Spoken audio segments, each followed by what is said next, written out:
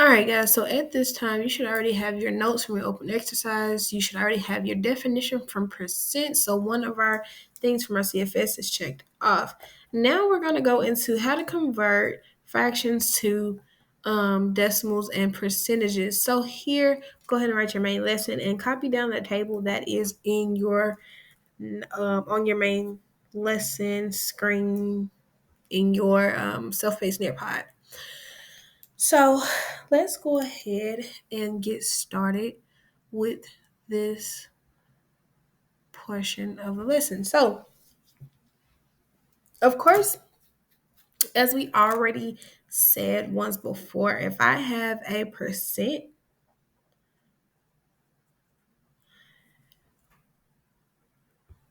it's 4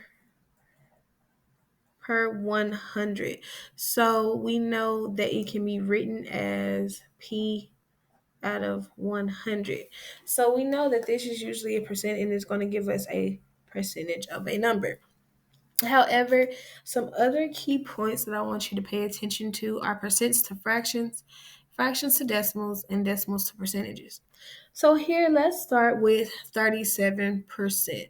So 37%, I know that if I wanted to write that as well, I can literally write it as 37 over 100. Now, of course, I can simplify this. However, at this time, I'm not going to do that. However, we're going to move on. So even if I look at percentages, of course, I know that percentages can literally be written as a fraction if I just literally write P over 100. So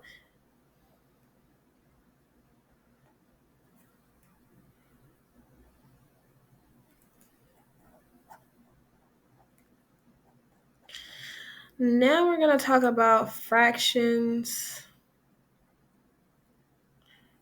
to decimals.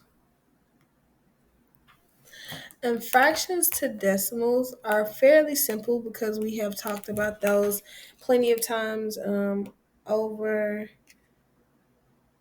the past couple of years. And simply, in order to go from a fraction to a decimal, you simply divide the numerator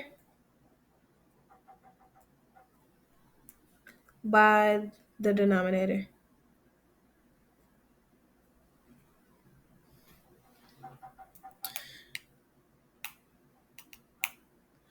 So, specifically, if I divide 37 by 100. I know 100 cannot go into 37. However, it can go into 370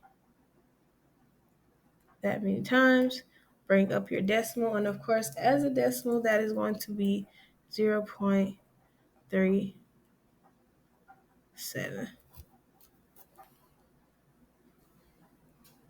And that is how you write it. And also remember, guys, we have place values as well. So if I know that a number is out of 100, I could literally write this as the 100's place value. Let's move on to 110%. Let's try it again. So if I have 110%, I can simply write that as 110 out of 100. However, here is an issue because now I have a big-headed baby. Now, I know that if I wanted to, I can come down here and divide 110 by 100, and that will give me 1 minus 100. I have a remainder of 10. So if I wanted to, I can literally write this as 1 and 10 over 100, or I could also write this as 1 and 1/10. Either way, this still would work. So how I would write this as a decimal, of course, since this 100 is already 1, the 1 will go here as a whole number, and then you have a decimal behind it.